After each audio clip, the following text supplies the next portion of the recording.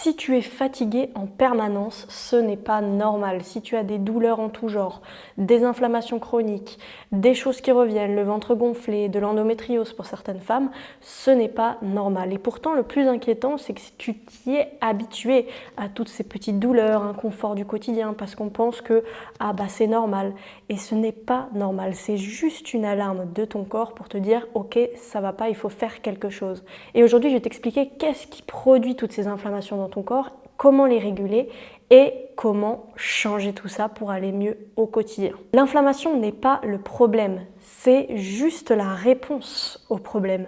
En fait, c'est juste la réaction d'un système nerveux en mode survie. Et un système nerveux en mode survie produit de l'inflammation. Même quand tu es assis dans ton canapé, même quand tu es au repos, tu es dans une espèce de stress chronique, on appelle ça le stress chronique, qui est un stress basse intensité, latent, tout au long de ta journée, tout au long de ta semaine. Et en fait, ce stress-là te tue à petit feu. En fait, on ne fait plus la différence entre une menace réelle, qui serait de l'ordre de la survie, et une menace finalement beaucoup moins grave, comme un conflit, etc. Résultat, le cortisol est beaucoup trop élevé, le système immunitaire est endommagé et la réponse inflammatoire est d'autant plus grande.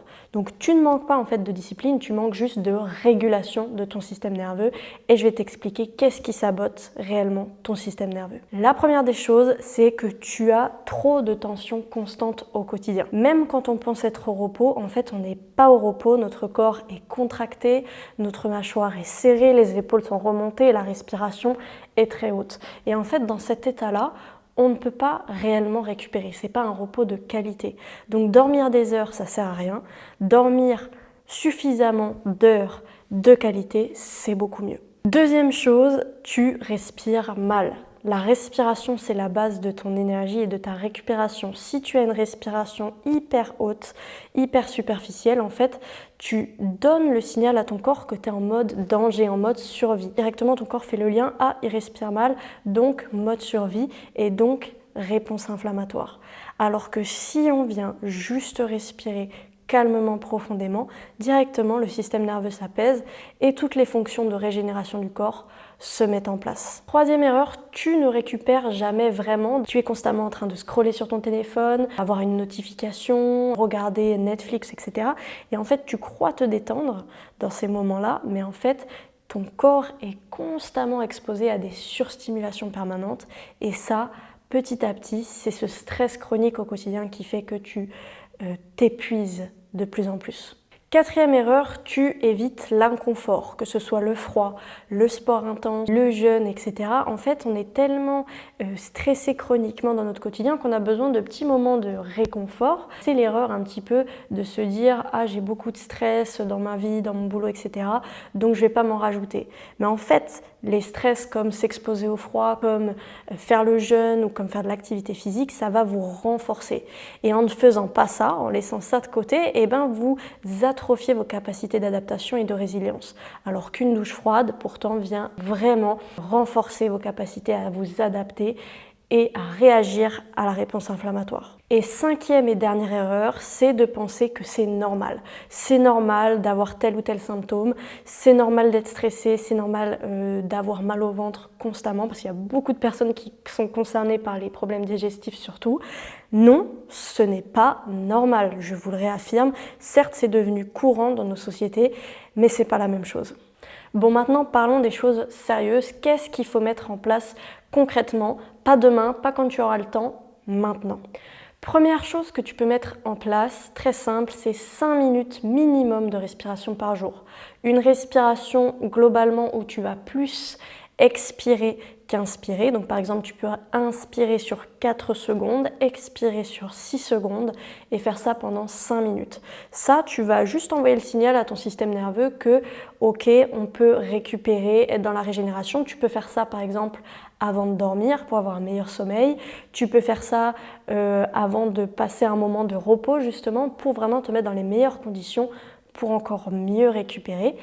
Et tu peux également pratiquer des respirations comme la respiration Wim Hof pour le côté anti-inflammatoire. Il y en a d'autres sur mon compte. Deuxième conseil, c'est d'introduire progressivement le froid dans tes routines. Commence à essayer de prendre des douches froides, des bains glacés. Ça peut même être une douche froide après ta douche chaude, 30 secondes par exemple. Mais en faisant ça, tu vas stimuler un petit peu ton système immunitaire et tu vas devenir de plus en plus résilient et de plus en plus adaptatif, et tu vas avoir une meilleure réponse inflammatoire dans le sens où effectivement la prochaine fois que tu seras exposé à un stress, ta réponse inflammatoire sera différente, ta réponse à l'inflammation. Donc n'oublie pas, les douches froides et tous les petits stress bénéfiques comme le froid, comme la respiration Wim Hof, etc. permettent de renforcer réellement ton corps et pas de l'épuiser. Et troisième et dernier conseil, c'est vraiment passer des moments de repos, de qualité, dans le sens vraiment déconnecté du reste, pas de Netflix. C'est vraiment être là, présent, marcher sans téléphone, avoir des activités où vous respirez, que vous êtes dans le silence et pas dans la surstimulation permanente. Et ça, c'est vraiment le gros fléau de notre société, c'est cette surstimulation. Donc, laisse ton corps vraiment ressentir ce moment de calme et de sérénité. En conclusion, ton corps ne te trahit pas, ton corps n'est pas méchant envers toi, c'est juste qu'il t'avertit, qu'il t'alarme et qu'il s'adapte finalement à trop de stress permanent au quotidien, et que juste il te dit « ok, mets-toi sur pause ».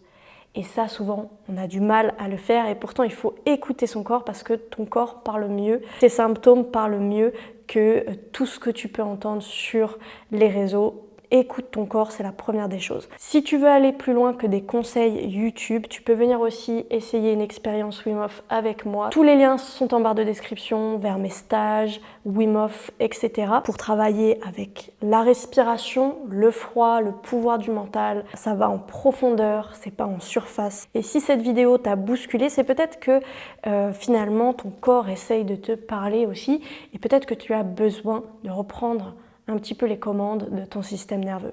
J'espère que cette vidéo t'a plu, n'hésite pas à la repartager au plus grand nombre pour ce message qui est important de nos jours, la santé primordiale. Je te fais plein de gros bisous et je te dis à très bientôt sur Union Body and Mind.